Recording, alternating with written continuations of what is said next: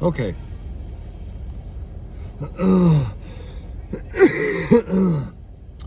Rest day today. Cardio workout number 1 done, or should I say active recovery. I didn't want to do anything this morning, really. I woke up, I felt horrible. I went to the comedy club last night, watched some of the open micers, and that's a long-term goal down the road. It was cool. I'm starting to become more familiar with people. I need to start venturing out and talking to people, but by 8 o'clock at night, man, I'm tired, you know?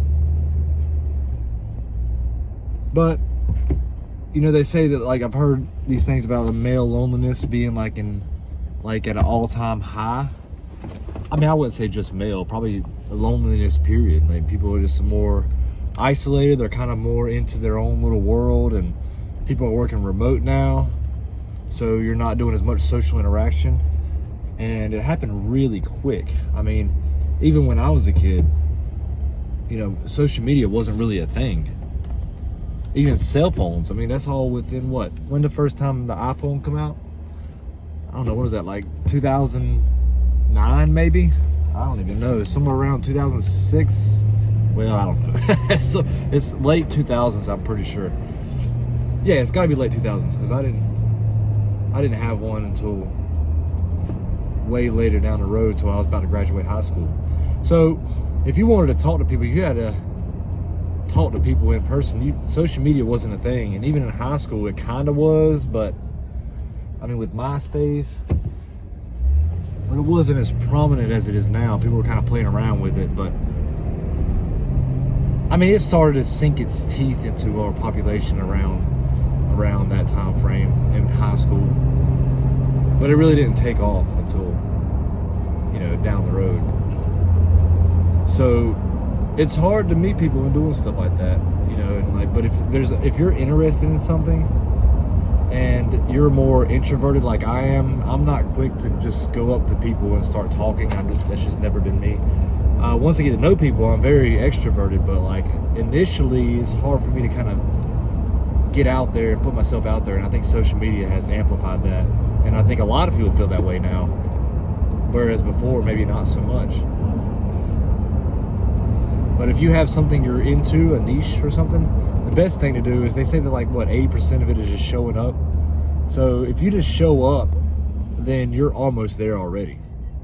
The next step is to actually start talking to people and get into that mode, but initially is just show up. Like the last 3 weeks I've been doing I've been going to the comedy club regularly in preparation of actually going up there myself and doing my own sets. So before I was actually going regularly, I was still kind of working on my own sets. I got a little bit of a mental block there. So if you have a mental block, the best thing to do is break it down into smaller steps. Like for me, if I don't, it's even still is hard, but if I don't feel like sitting down and writing every day, like trying to write some comedy, or I try to like just edit the comedy that I already have.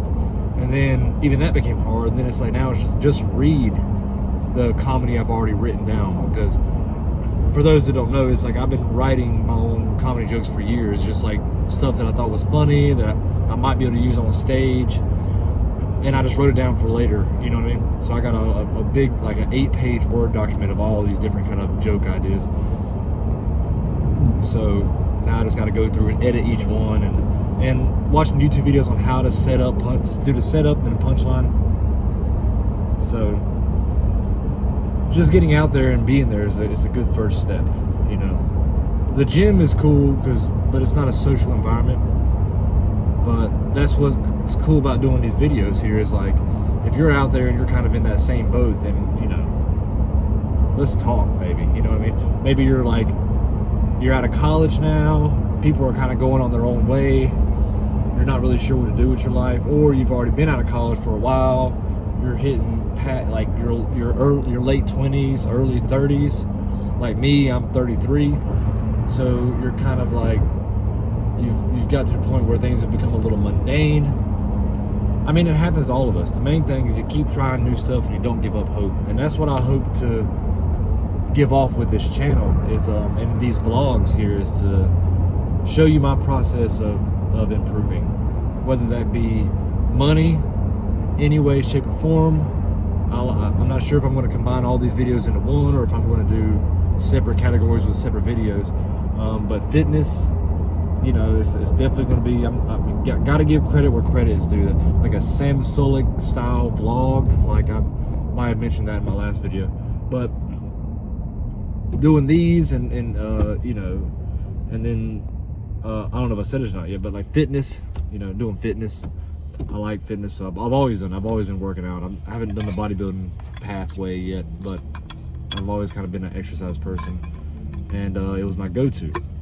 And I'll talk to y'all about some of my videos that or some of my things. I'll talk to y'all about some of the past shit. I'll try not to keep it too personal, but the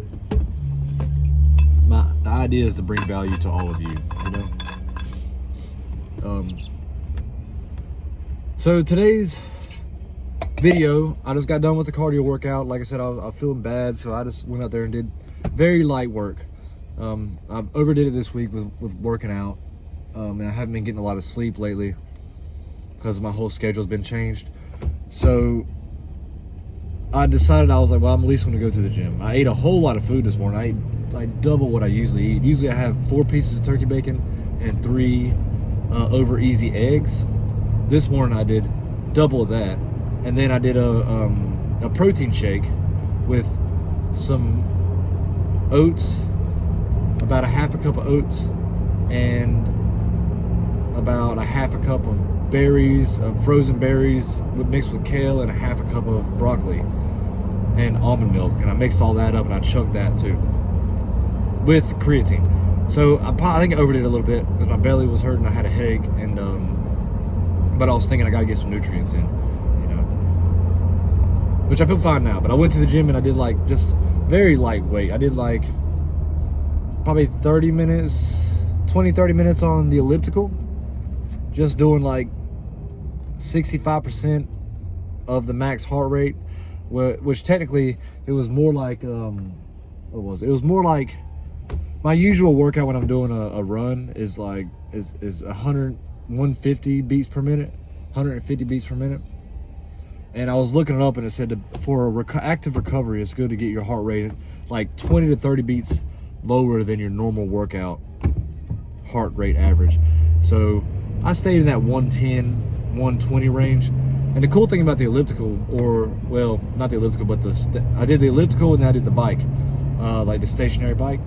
But the cool thing about the stationary bike, at least the Precor one at the gym I go to, is they have a wattage output as a setting. So I put the wattage to like 110 or 120, whatever that, I don't know what the convert to, I don't know what the name of the value is, but like it's whatever wattage, you know, I guess it's wattage, but like I don't know how much, 120 watts per however much time. And it usually keeps my heart rate in that 110 to 120 range, like without me having to adjust or push harder. It automatically adjusts the setting for me. So I really like that. But yeah, it was a good. I feel much better already. Like I didn't feel like doing none of these videos today. I didn't feel like doing anything. And there's something about a workout. Andrew Huberman said on his podcast, he was talking about, I saw a clip earlier. He was saying like, you know, obviously caffeine and food and all that stuff gives you energy, but exercise in an ironic kind of way gives you energy too. Like just doing the exercise causes adrenaline to pump out and it gives you more energy. And he talks about the exact biological process and all that shit. I'm not doing that. You can watch his video, but it works. You go to the gym, get you a little cardio, and make sure you got some fuel, and you know you're not in a negative mindset. You can change that. Just think positive. You know, obviously not going to be negative. You want to be optimistic, and then you do your cardio in an active recovery kind of range, that 30 to 40 beats less. Or if you're not sure about what your normal beat per minute, your beats per minute cardio output is, then just do the classic, you know, look it up. You can do the way you do it is you might subtract your age from 220, and then that's the number. That's your estimated maximum heart rate, and then you just do a percentage of that. You do 65 to 70% of that, and you can do it on a stationary bike. You know, hold on to the little metal things, and it'll tell you your heart rate, or if you got a watch, whatever. It's a great way to at least get the ball rolling. It really changes your whole mindset. So, with that being said, now I got a little bit more energy up. My headache's gone. I feel a lot better. I can now go to the house. The next thing I think I'm gonna do is I'm gonna do something a little different with this video compared to last video. Instead of just having car talks, I'm gonna sit down and I'm gonna record myself doing writing some comedy. I'm not gonna go through the actual bits unless there's a demand for that. If y'all want to see that, I'll do it, but I'm going to just sit down, read some of the jokes that I've already written, and try to edit it. Usually I'll highlight in one section the setup, and then I'll highlight what I think the punchline is. Sometimes or what I think the funny point is. Sometimes it's not funny, you know, but I won't know until I get on stage and try it. But I'm gonna sit down and I'm gonna do that, and I'm gonna explain the process, because I think me explaining it to this video and to whoever's watching this is gonna help me get better at doing it, you know? So any kind of feedback or any kind of likes or comments would definitely help me keep going if you enjoy this kind of video. And then I'm gonna go for round 2 of cardio later on, just because I like to do it. I like to go to the gym, and this is just what I do. So I'm gonna go back and do the Planet Fitness this time, and I'm gonna go hit their cardio machine, do the same thing, about 30 minutes or so of, you know, of the bike with I have a heart rate monitor. I might bring that and connect it, because that's pretty cool. It connects directly to the machine, and then I can just set it on heart rate, and it'll automatically keep my heart rate in that range. And yeah, and then after that I'll do the massage chair, because you can't beat a good massage. But this weekend the main goal is we're gonna get this comedy routine memorized. The good thing about going to open mics too is, like last night, sometimes the people there are great, you know, and then sometimes they suck. And I mean, and they go with the punches. It's inspiring. Anybody that has the balls to go up there and actually do it, and then roll with the punches, and even if they bomb, it's like at least they're doing it. I'm still impressed. And there was a lot of people there. It was like not that busy at first, and then next thing I know, there was like, I counted, it was like around 70 people there. That's a lot of people. And this one chick was in the crowd, and she was like, one thing I learned last night from the comedians is, while they were speaking, is they would, you know how comedians will start talking and they're like, oh well, y'all ever yada yada yada, you know, y'all ever done. And then this one chick that was near me was like, yeah, she was like drunk, she was like, yes, oh my god, and like tried to give her input. You know, don't do that. Don't be that person in the crowd trying to talk and trying to be loud and trying to make jokes in the crowd. Don't be a heckler. Nobody wants you to do that. Nobody thinks you're funny. Don't do that. Let the people do their thing. You know what I mean? And then I saw her say to her friend, what can I say? I'm from Boston. I'm from Boston. That's just how we are. It's like, no, that's not an excuse. Just don't do it. Just sit in the crowd, shut up, and watch the show. You can cheer and shit, but don't say anything. Shit.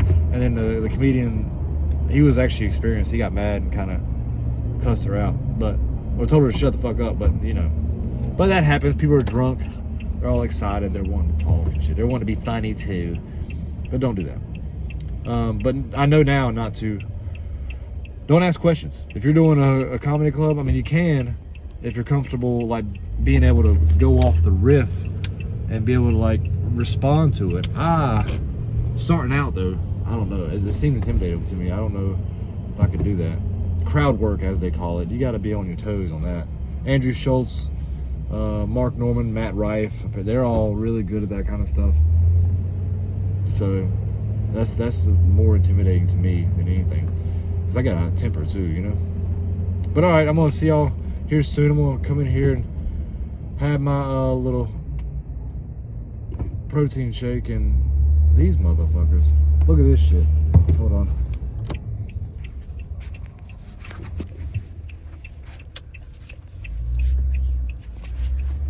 They're doubling up on the bike. I had to show y'all that. That was funny. They doubled up. They're cold as hell. Hey, got to get from point A to point B, baby.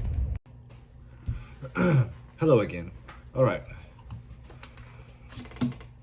So now that workout's done, got hydrated, back here at the house. Got the other workout in another couple hours. I am going to go ahead and start doing some stand-up writing. The way I like to do it is I like to, like I said before, I got a lot of material that I've written over the years. And what I do is I go through all the material and I like edit it. So I'll like try to fine tune it, you know, do a little this, a little that. Right now, my first set that I'm trying to get down is it's a little racial humor, not in a way that's too risky. You know what I mean? It's pretty bland, but that's the thing. It doesn't have a lot of like set up punchline. Let me see. Like, I'll do an example right now. So I go through a whole story, right? Of like, oh, you know, it's the first time doing stand-up in a while. Then I go through that thing.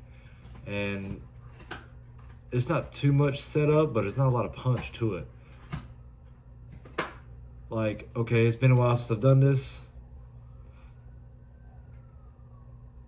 And then I'm like, well, you know, that's actually a lie. Well, I'm sorry, hold on. It's been a while since I've done this. So that is true. I love to lie and say it. That is true, but I love to lie and say it to people, you know.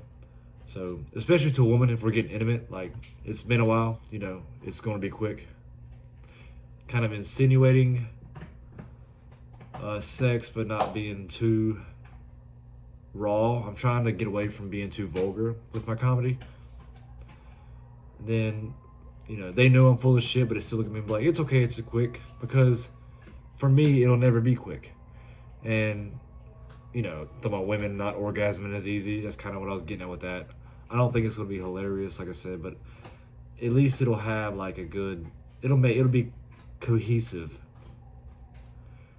And then I go on to say, like, after the third or fourth time of me saying this, some of the women look at me and say, if you get off too quick, I'm going to break your dick off and put it in my purse so we can think about what it's done.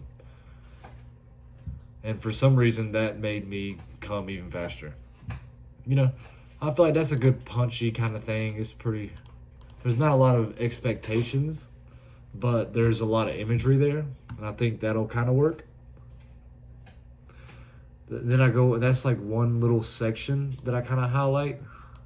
I know I said I wasn't going to say my comedy, but it's easier if I just actually tell you how I'm doing this and what I'm doing. The next one I got set up, and that's the next section that kind of goes along with the same kind of concept. It's like, you know, I made the mistake one time of asking a girlfriend of mine to tell me how to satisfy her during foreplay. You know, and then I'm thinking, pause. Don't do that. And that's going to be more of like, I don't know, more of like being on stage and like stage presence, I guess. Don't do that. It's the most complicated thing ever. And I could do a comparison there. That'd be good, like a comparison. Or like an earlier comparison, because it goes on into the bit where I do more of a comparison. Okay, so I'll just go through it all. And it's not fair for y'all, I'll say. It's like, don't do that. It's the most complicated thing. It's not fair for all of you women. I'm sorry. You know, us guys, we can literally get off in our sleep. I've never felt worse about my ability to do something in my life. From now on, just lie to me. Tell me it was fake, you know? Or tell me it was great. Fake my orgasms. Fake your orgasms. I'm okay with it.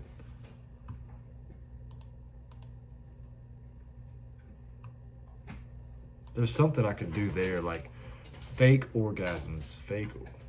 Like women faking orgasms. What else? Faking orgasms.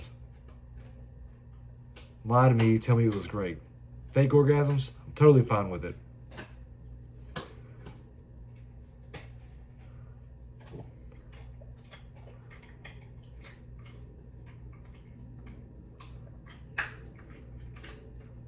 I think it should be. That's why I don't understand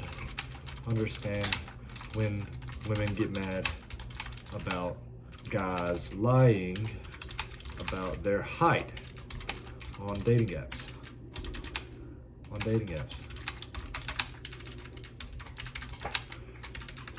How many times have y'all said,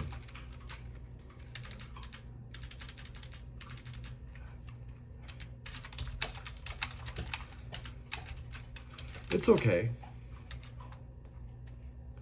I still enjoyed it. Enjoyed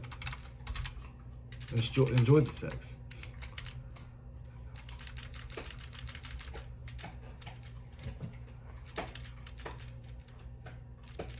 Something like that. Something about, I don't understand why women get mad about guys lying about their height on dating apps as much as women, as much as y'all. It's probably not good though, think about it, let's see.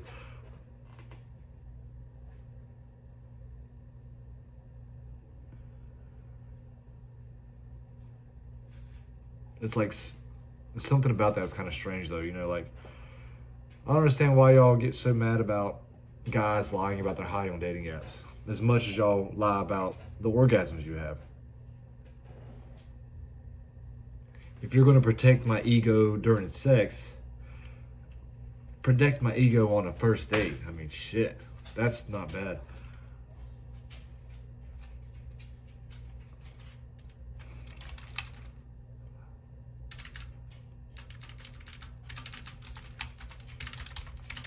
As many fake orgasms that are out there.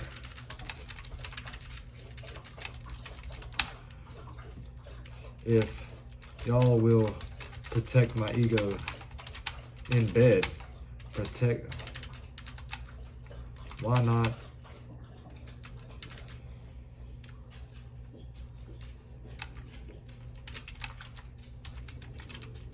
sympathetic in bed? Why not allow me that extra inch on my dating app?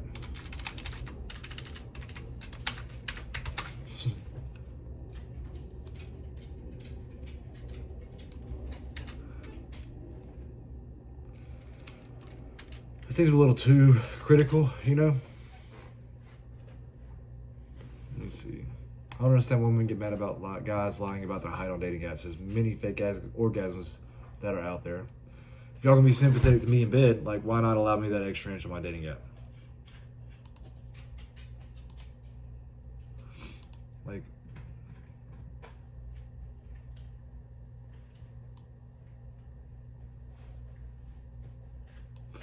let's see, let's try that. Okay, punch.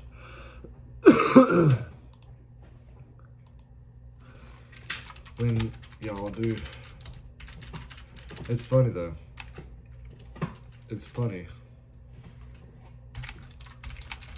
It's funny though. It's funny. It's kind of like,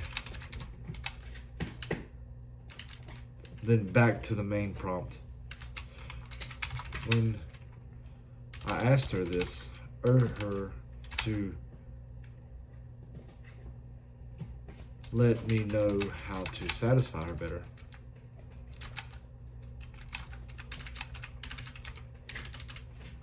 To give her an orgasm. I didn't think it. I didn't know how hard that would be. And then I go into the next joke. Okay. Let's see. Yeah, so that's kind of how it is. So like it's like, I like to do setup, premise, and then punchline. Or something, laughing point, not really punchline. Because like, it isn't like an expectation twist or anything. It's just, I guess I do more exaggerations with the humor I do. All right, we'll keep going. So, going on from that, when I asked her to let me know how to give her an orgasm, how to help her have an orgasm, I didn't know how hard that would be. It's like when you hold a flashlight for your dad while he's working on your car. You think it's not complicated, but it is. Like, God damn it, hold it where I can see it. I'm like, fuck, Dad, sorry, it's fucking been a while since I've done this. Use a flashlight, which is supposed to be a tag back to the initial, oh, it's been a while since I've done stand-up. I don't think it hits as hard as I'd like, but, we're going to go with it. And then I go on to the next part of the joke, which is kind of a shift, but it's a good transition. I like the transition. So, okay. So it's okay to lie sometimes, right? Fuck it. Just lie. Like, it's okay. Just a little white lie ain't gonna hurt. A white lie. Like, that's kind of a weird saying too, isn't it? As if white makes it being okay. As if it being white makes it okay. It's like finding a job out here in Wilmington, or it's like finding a job here in Wilmington or the South. I'm not sure how we're going. It's like finding a job out here in Wilmington. It says here on the resume that you're white. That's pretty impressive. Maybe there is a little truth to it, Women lie to us about being good in bed, but it's just a little white lie. Because if it was a black lie, therefore it wouldn't be too little, would it? We have employment, y'all have bigger dicks. Don't hear all these little bedroom white lies we're getting. I could add some more to that. Y'all have employment, we have bigger dicks. Y'all don't have your dads? I have my dad, but he's a dick.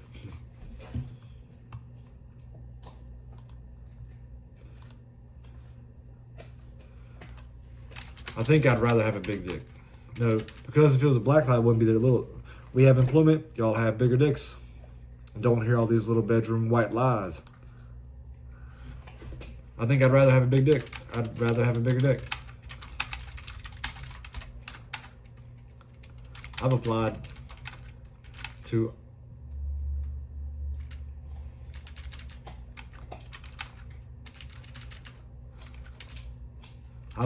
to multiple jobs. Multiple jobs with a bachelor's degree. I'm white too. Did you see that I was white? That's good. I've applied to multiple jobs with a bachelor's degree and still didn't get hired.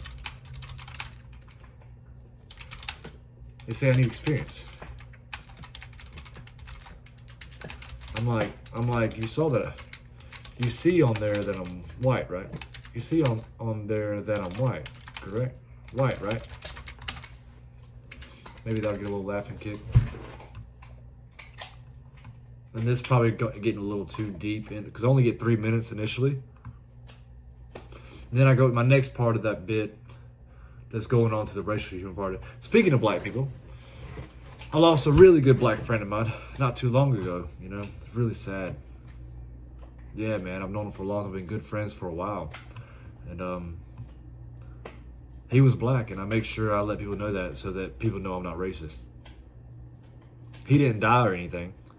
He just owes me $20. Yeah, fuck him, I want my money.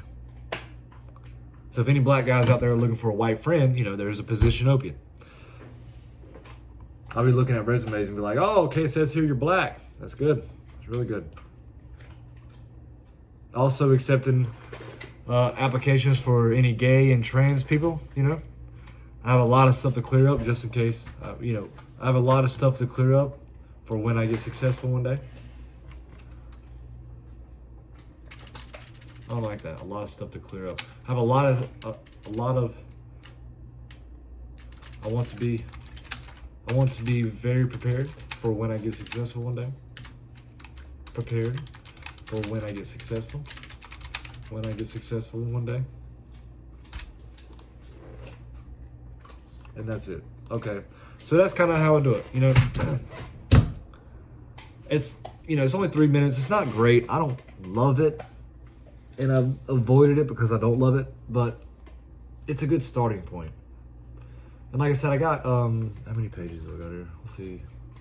Doesn't tell me. Sorry, there's a gnat. Doesn't tell me. 1, 2, 3. Sorry. 1, 2, 3, 4, 5, 6, 7, 8, 9, about 9, 10, about 9 or 10 pages of just random stuff that I could go through and work on. But I got my first set. And I like to categorize it, like racial humor is that's always a good one. I mean, a lot of people do racial humor. Sex differences, men and women, gay and trans, that kind of humor. It's just differences.